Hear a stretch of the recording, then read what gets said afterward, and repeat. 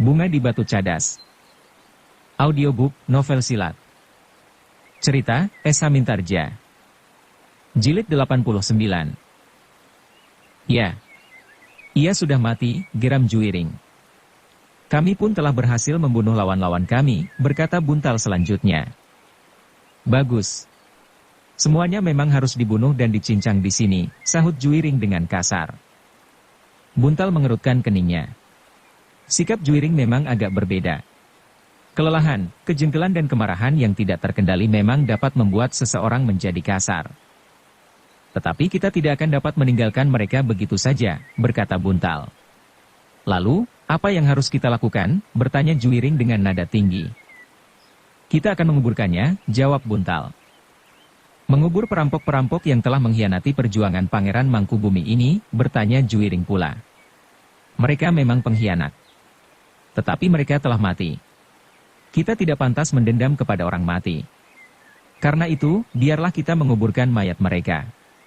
Kita dapat mencari di sela-sela batu-batu pada tanah yang lebih lunak, berkata Buntal. Tidak. Aku tidak akan menguburkan mereka. Terutama iblis ini. Ia mati karena racun yang luar biasa telah bekerja pada tubuhnya.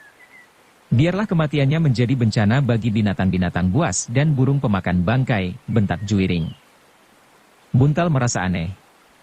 Namun Juwiring kemudian membentaknya sekali lagi, jangan hiraukan mayat-mayat itu.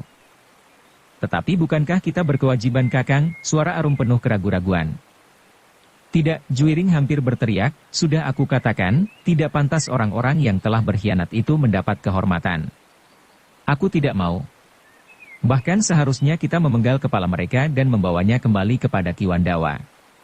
Menunjukkan kepadanya dan minta agar kepala itu ditanjir di pintu gerbang Padukuhan Gebang, sebagaimana dilakukan oleh Kumpeni. Jawaban Juwiring itu benar-benar telah membingungkan Buntal dan Arum. Karena itu sejenak keduanya termangu-mangu. Arumlah yang kemudian mendekati Juwiring sambil berkata, betapapun jantung kita bergejolak, tetapi kita jangan kehilangan nalar yang bening. Kakang, apakah salahnya jika kita berbuat sesuatu yang kita anggap baik? Mayat-mayat itu sudah tidak akan berarti apa-apa bagi kita. Mereka sudah mati. Aku berhasil membunuh lawanku dengan pisau-pisau kecilku. Kakang Buntal menusuknya dengan pedang, dan kau yang mendapat lawan paling berat telah membunuh lawanmu dengan keris yang akan kita labuh. Bukankah semuanya sudah selesai? Kenapa kita masih harus mendendam terhadap mayat-mayat yang sudah tidak akan dapat berbuat apa-apa itu? Wajah Juwiring menjadi semakin tegang. Namun kemudian ia berkata, lakukan jika kalian akan melakukannya. Aku lelah sekali. Aku tidak peduli terhadap mayat-mayat itu. Buntal dan Arum menjadi semakin heran melihat keadaan Juwiring.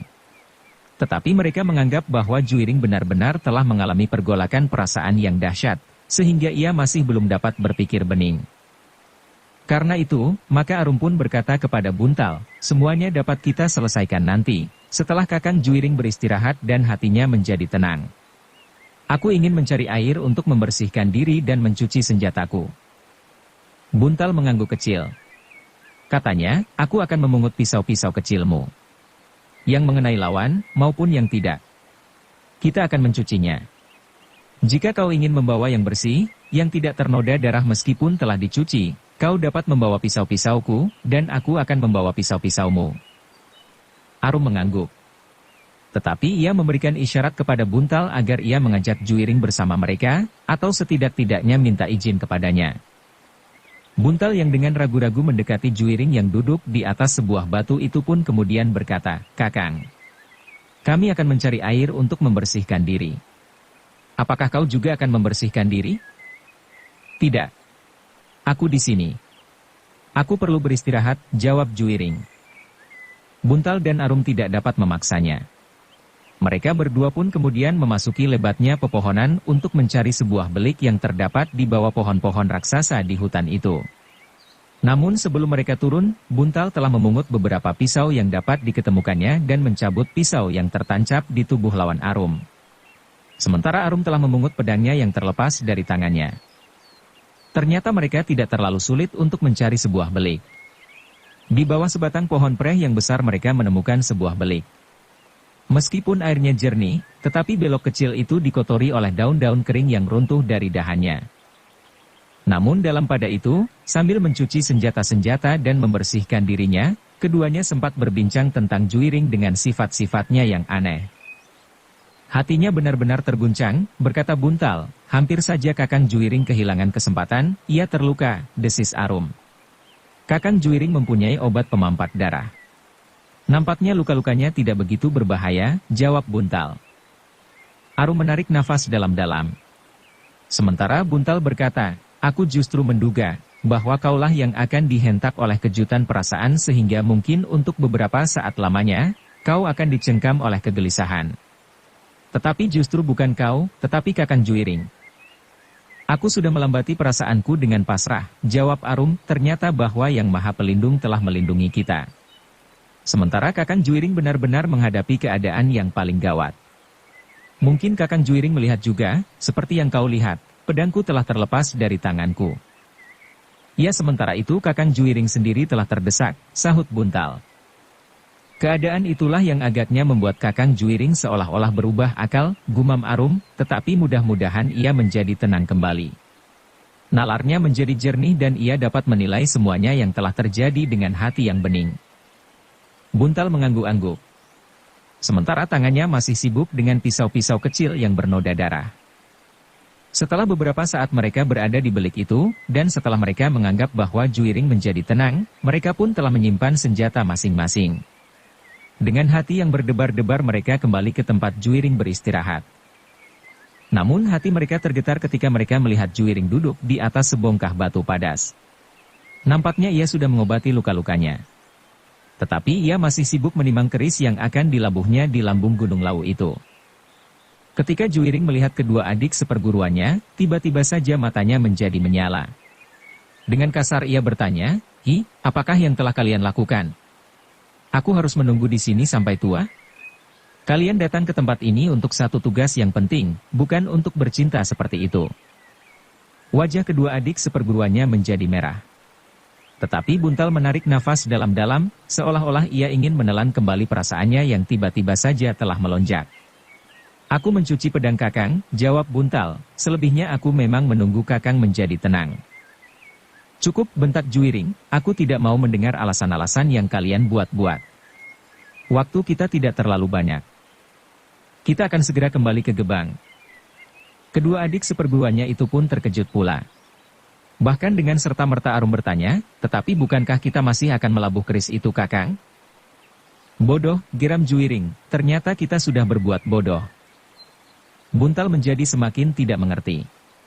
Dengan heran ia bertanya, kau membuat aku bingung Kakang. Apakah sebenarnya yang kau kehendaki setelah kau berhasil membunuh Ki Singaprana? Jika kau memerlukan waktu yang cukup untuk menenangkan hatimu, maka kami tidak akan berkeberatan, cukup. Tutup mulutmu Buntal, bentak Juiring, dengar. Aku tidak memerlukan waktu untuk beristirahat. Aku ingin segera kembali ke Gebang. Aku ingin segera melaporkan segala peristiwa ini kepada Ki Wandawa bahwa 3 orang di antara pasukan Pangeran Mangkubumi telah berkhianat. Tetapi bagaimana dengan pusaka itu? Bertanya Arum. Aku akan membawa pusaka ini kembali, jawab Juiring, adalah bodoh untuk membuang pusaka yang keramat seperti ini. Pusaka ini memiliki kemungkinan yang tidak terbatas. Sebagaimana kau lihat, aku dapat membunuh Ki Singaprana yang memiliki kelebihan dari aku. Tetapi Kakang, sahut Buntal, bukankah ayahanda Kakang Juiring, Senapati Agung Surakarta yang bergelar Pangeran Ranakusuma telah memberikan perintah kepadamu untuk melabuh keris itu di Gunung Lawu ini? Buntal dan Arum terkejut melihat sikap Juiring. Mereka menjadi semakin tidak mengerti. Bahkan kulit mereka serasa meremang ketika mereka mendengar Juiring tertawa berkepanjangan. Katanya, jangan cengeng seperti itu. Pangeran Ranakusuma adalah ayahku. Ialah yang memberikan perintah itu. Tetapi ayahanda sudah gugur. Karena itu, maka perintahnya sudah tidak mengikat lagi. Kakang, potong Arum, apakah kau menyadari apa yang kau katakan? Tentu. Aku menyadari sepenuhnya apa yang aku katakan, jawab Juiring. Aku tidak sedang gila sekarang, Wi. Aku sadar sepenuhnya apa yang terjadi. Aku tahu, kalian adalah adik seperguruanku. Aku tahu bahwa kita bertiga datang ke tempat ini untuk memenuhi perintah Ayahanda agar pusaka yang telah dipergunakan oleh Tumenggung Sindura itu dilabuh. Aku sadar sepenuhnya. Jika demikian, kenapa Kakang Juiring akan membatalkan niat Kakang untuk melabuh pusaka itu? Bertanya Arum. Baru sekarang aku menyadari betapa tinggi nilai keris itu. Aku pun baru saja menyadari bahwa saat Ayahanda akan gugur, maka nalarnya sudah tidak bekerja lagi dengan baik, sehingga perasaannya sajalah yang bergejolak. Karena itulah maka Ayahanda telah menjatuhkan perintah agar keris itu dilabuh saja. Tetapi jika saat itu, perasaan Ayahanda dapat diimbangi dengan nalar, Ayahanda tentu tidak akan memerintahkan demikian. Keris ini akan sangat berarti bagiku, apalagi dalam perjuangan sekarang ini. Aku akan dapat memasuki barak kumpeni di Loji, dan aku akan dapat membunuh kumpeni sebanyak-banyaknya. Apakah hal itu tidak kau sadari? Jantung kedua anak muda, adik seperguruan Juiring itu berdebar-debar. Ketika mereka menatap wajah Juiring, terasa kulit mereka meremang. Wajahnya Juiring seolah-olah telah berubah sama sekali.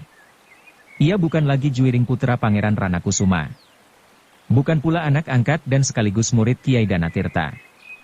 Tetapi yang berada di hadapan kedua anak-anak muda itu adalah seorang anak muda yang berwajah liar dan membayangkan watak yang gelap dalam bayangan nafsu untuk membunuh. Dalam kebingungan maka Buntal pun kemudian berkata, Kakang Juiring. Aku mohon Kakang dapat menenangkan hati. Cobalah mengingat segala pesan dan perintah Ayahanda Kakang Juiring. Keris itu harus dilabuh di atas Gunung Lawu. Kita sekarang sudah berada di lambung Gunung Lawu. Tidak. Sekali lagi aku katakan tidak. Aku akan kembali sambil membawa keris ini. Aku memerlukannya. Aku adalah putra seorang pangeran yang sudah barang tentu pada suatu saat aku akan memangku jabatan penting di Surakarta, apabila Pangeran Mangkubumi sudah berhasil mengusir kumpeni. Kanjeng Susuhunan pun akan terusir pula karena ia berpihak kepada kumpeni.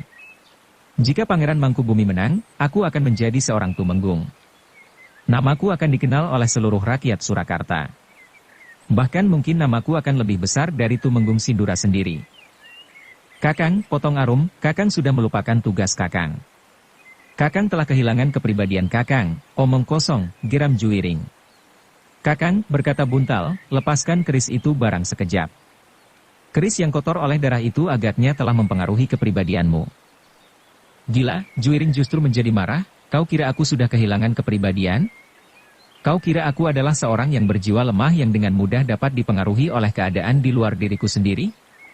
Kau kira karena aku memegang keris ini, maka kepribadianku telah berubah dan aku telah lupa segala-galanya yang baik menurut pertimbangan kepribadianku yang sebenarnya? Tidak anak-anak. Sama sekali tidak. Tetapi perkembangan nalar itu dapat terjadi. Bukan kehilangan kepribadian. Jika sekarang aku menganggap bahwa keris ini adalah keris yang sangat berarti bagi kedudukanku kelak, bukan berarti bahwa aku sudah kehilangan kepribadianku. Tetapi ini adalah perkembangan sikap jiwani. Perkembangan yang demikian itulah yang akan dapat membawa seseorang kepada cita-citanya.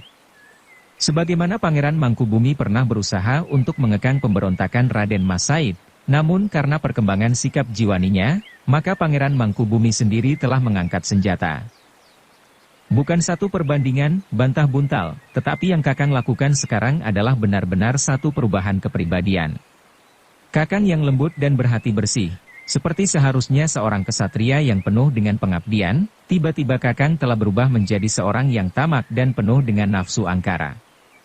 Kakang sebelumnya tidak pernah berbicara tentang kedudukan dan pangkat, tiba-tiba Kakang sudah mengigau tentang kedudukan. Bahkan lebih baik dari kedudukan Tumenggung Sindura. Cobalah, jika masih ada sisa kesadaranmu. Lepaskan keris itu barang sejenak.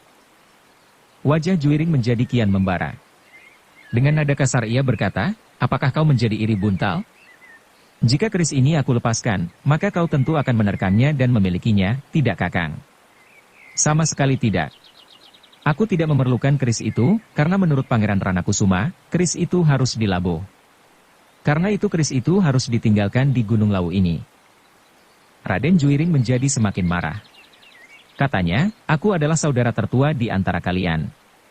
Seharusnya kalian menurut segala petunjukku. Namun nampaknya kalian justru akan mengajari aku.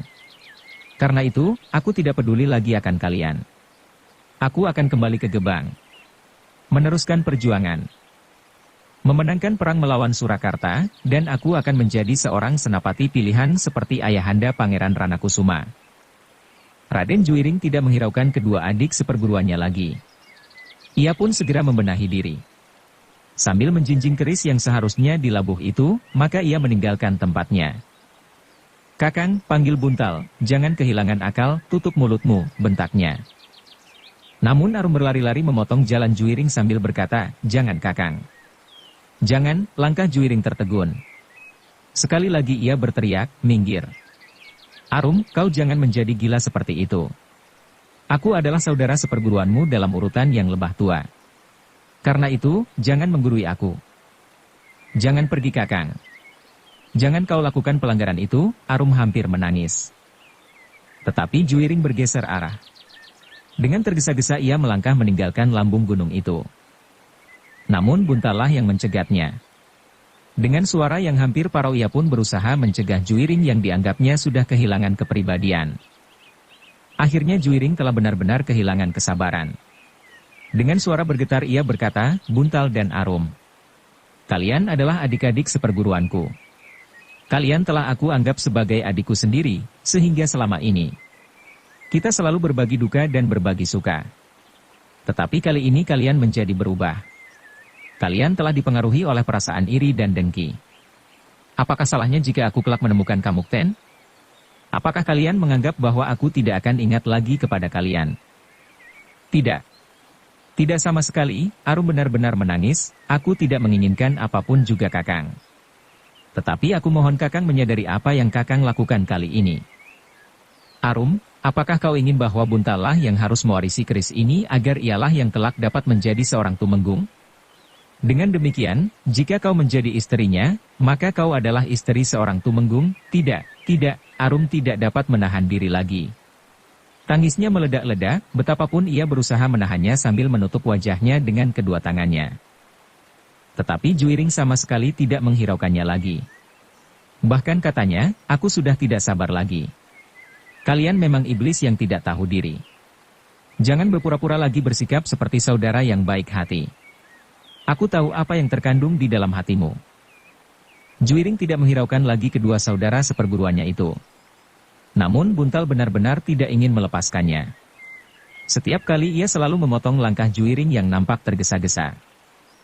Akhirnya Juiring itu pun berteriak, "Buntal, kau adalah saudara yang bagiku bagaikan saudara kandung sendiri. Tetapi kau sebenarnya bukan apa-apa. Kau adalah anak yang hilang yang diketemukan dan dipelihara di padepokan Jati Aking. Karena itu, jika kau berkeras untuk merebut ini, maka akhirnya aku akan sampai kepada satu keputusan, bahwa kau pun harus disingkirkan." Kakang, wajah Buntal menjadi tegang, sementara Arum pun yang sedang menangis bagaikan dihentakkan oleh kata-kata itu, sehingga justru tangisnya terhenti dengan tiba-tiba. "Kakang," suara Arum tiba-tiba melengking, "jadi kau sudah benar-benar kehilangan diri?" "Persetan dengan kau. Aku tidak peduli." "Arum," sahut Buntal, "adalah menjadi kewajiban kita untuk mencegahnya, justru karena kita adalah saudara seperguruannya." "Cukup," teriak Juiring, "kalian akan menjadi hambatan bagiku. Sekarang atau kelak. Kalian pun tentu akan membocorkan rahasia ini sehingga keris ini akan menjadi rebutan. Karena itu, kalian berdua memang harus disingkirkan. Sebenarnya lah kalian sama sekali tidak ada hubungan keluarga apapun dengan aku." Tiba-tiba saja Juiring telah mengangkat keris itu. Sambil menggerakkan keris yang bercahaya kemerah-merahan itu ia berkata, "Kalian harus mati." Buntal melangkah surut. Ia memandang keris itu dengan jantung yang berdebaran. Kemudian dipandanginya wajah Juiring yang telah berubah sama sekali. "Betapa bengisnya wajah itu, bersedialah untuk mati," geram Juiring. Tetapi Buntal tidak mau mati. Karena itu ketika Juiring mendekatinya dengan keris terjulur di tangannya, ia pun telah mencabut pedangnya sambil berkata, "Maaf Kakang. Aku terpaksa melindungi diriku sendiri." Juiring tidak menyahut. Ia pun dengan serta-merta meloncat menyerang. Namun Buntal masih sempat mengelak. Ia pun menyadari bahwa segores luka akan berarti maut baginya. Namun nampaknya Arum pun telah kehilangan akal. Tiba-tiba ia pun telah mencabut pedangnya pula. Dengan loncatan panjang ia mendekat sambil berkata, "Aku berdiri di pihak Kakang Buntal." "Bagus," teriak Juiring, "kalian berdua akan mati." Buntal menjadi sangat gelisah. Dengan pedang di tangan ia berdiri beberapa langkah dari Arum. Keduanya telas bersiap untuk mempertahankan hidup masing-masing, sementara Juiring memandang mereka dengan mata yang kemerah-merahan seperti cahaya yang memancar dari keris di tangannya. Keris yang sakti tiada taranya, namun yang selalu menuntut kematian demi kematian. Yang berhadapan dengan senjata di tangan masing-masing itu adalah anak-anak muda. Darah mereka masih panas dan jiwa mereka masih mudah terbakar. Namun demikian Buntal masih tetap menyadari bahwa sebenarnya lah yang terjadi atas Raden Juiring itu karena pengaruh keris yang di tangannya. Karena itu, ia masih juga membuat pertimbangan-pertimbangan tertentu. Meskipun demikian ia pun sadar sepenuhnya bahwa Juiring yang sudah berada di bawah pengaruh keris itu benar-benar akan dapat membunuhnya. Kenapa Kakang Juiring telah kehilangan kepribadiannya? Pertanyaan itu selalu mengganggunya. Namun menurut penilaian Buntal, sebenarnya Juiring adalah seseorang yang memiliki kepribadian yang kuat. Tetapi karena ia telah terdorong untuk mempergunakan keris itu pada saat ia melawan Ki Singaprana dan membasahi keris itu dengan darah meskipun hanya setitik, maka seakan-akan pengaruh keris itu telah dengan kuatnya menyusup ke dalam dirinya. "Keris itu harus terlepas dari tangannya," berkata Buntal di dalam hatinya. Namun untuk berbuat demikian, bukannya satu pekerjaan yang mudah, apalagi Buntal selalu dibayangi oleh satu kemungkinan, bahwa ia sendirilah yang justru akan dijemput oleh maut. Dalam pada itu, Juiring yang telah dibayangi oleh pengaruh keris itu sama sekali tidak dapat lagi berpikir bening. Dengan segenap kemampuan yang ada padanya, ia benar-benar ingin membunuh kedua orang saudara seperguruannya. Karena itu, maka dengan segenap ilmunya ia telah bertempur melawan Buntal dan Arum. Juiring adalah murid Jati Aking yang dilengkapi dengan ilmu ayahandanya Pangeran Ranakusuma. Karena itu, maka ia adalah anak muda yang degirisi. Apalagi datangannya telah tergenggam keris yang dahsyat, yang sakti dan bahkan mampu mempengaruhi orang yang sedang menggenggamnya. Tetapi saat itu Juiring harus melawan dua orang anak muda yang memiliki bekal yang cukup pula. Buntal adalah juga murid Jati Aking. Sementara itu ia pun telah menyadap ilmu dari Kiai Sarpasrana yang dapat melengkapi ilmunya. Sedangkan Arum adalah murid dan sekaligus anak Kiai Danatirta, meskipun sebenarnya ia adalah cucunya. Sepeninggal kedua saudara seperguruannya, maka Arumlah yang mendapat tempaan ilmu sampai tuntas. Meskipun ia seorang gadis, namun pada atas kodrat alaminya, Arum mampu menunjukkan kepada setiap orang bahwa ia adalah pewaris yang paling lengkap dari perguruan Jati Aking. Karena itu, maka meskipun di tangan Juiring tergenggam keris yang dahsyat, namun melawan dua orang anak muda yang pilih tanding, maka ia pun harus berjuang dengan sekuat tenaganya. Sebenarnya lah Arum tidak dapat menahan kemarahannya. Seperti Juiring, Arum pun seolah-olah telah kehilangan pengekangan diri. Pedangnya berputaran dengan cepatnya bagaikan baling-baling, sehingga yang nampak kemudian seolah-olah hanyalah gumpalan awan putih yang menyelubungi dirinya. Dari ketiga orang anak-anak muda yang bertempur mempertaruhkan nyawa mereka itu, Buntal lah yang masih mampu berpikir. Meskipun kadang-kadang jantungnya bagaikan meledak melihat sikap Juiring, tetapi setiap kali ia memandang keris di tangan Juiring itu, ia masih tetap sadar bahwa yang dihadapinya bukannya pribadi Juiring sepenuhnya. Karena itu, maka Buntal masih selalu nampak ragu-ragu. Namun demikian ia mampu melindungi dirinya dengan permainan pedang yang rapat. Meskipun demikian, Buntal menjadi lebih sering menghindar dan berloncatan surut. Tetapi Juiring tidak pernah sempat memburunya, karena Arumlah yang kemudian melibatnya dengan garangnya. Gadis itu ternyata mampu bergerak secepat burung walet di wajah batu-batu karang di tepi samudra. Untuk beberapa lamanya ketiga anak muda itu masih terlibat dalam pertempuran yang sengit. Arum yang melihat keraguan-raguan Buntal pun berteriak, "Kakang, kenapa kau menjadi ragu-ragu? Kita tidak bersalah. Kita mempertahankan hidup kita yang terancam oleh kegilaan yang berbahaya." "Persetan," Juiringlah yang menyahut, "sebentar lagi kalian akan mati."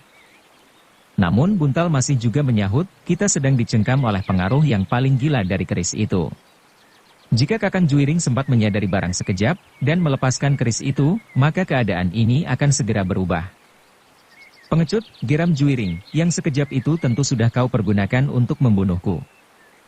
Jika kau kehendaki, kami akan mundur beberapa puluh langkah pada saat kau melepaskan senjata itu, sahut Buntal sambil meloncat menghindari serangan Juiring. Omong kosong. Kalian mempunyai kemampuan melemparkan pisau-pisau kecil itu. Tetapi kalian tidak dapat menipu aku lagi dengan jarak yang tentu akan dapat kalian jangkau dengan pisau-pisau itu justru pada saat aku lengah. Namun pada saat semacam ini, pisau-pisaumu tidak akan berdaya, teriak Juiring marah. Buntal benar-benar hampir kehabisan akal. Tetapi ia masih tetap sadar, dengan siapa ia berhadapan. Namun justru karena itulah, maka Buntalah yang lebih dahulu nampak dalam kesulitan. Arum yang tidak mau menghiraukan lagi siapakah yang menjadi lawannya, justru menjadi lebih mapan, sehingga dengan demikian, maka serangan-serangan Juiring justru lebih banyak tertuju kepada Buntal. Kakang Buntal, Arum hampir menjerit ketika ia melihat Buntal yang terdesak harus meloncat jauh-jauh surut, apakah kau memang ingin mati? Jika Kakang Juiring benar-benar ingin membunuhmu, kenapa kau tidak bersikap serupa? Buntal menarik nafas dalam-dalam setelah ia berhasil membebaskan diri dari serangan Juiring. Dengan ragu ia menjawab, Arum. Kita jangan kehilangan akal. Aku masih mempunyai harapan untuk dapat menyelesaikan persoalan ini tanpa jatuh korban. Keris itu luar biasa, teriak Arum, setiap sentuhan akan merenggut nyawa. Jangankan kita atau Singaprana atau Kakang Juiring sendiri. Pangeran Ranakusuma pun tidak mampu bertahan dengan ilmu kebalnya. Meskipun peluru tidak menembus kulitnya, namun goresan kecil keris itu telah merenggut nyawanya. Bersambung ke jilid 90. Dukung kami dengan subscribe, follow, like, komen dan share. Terima kasih.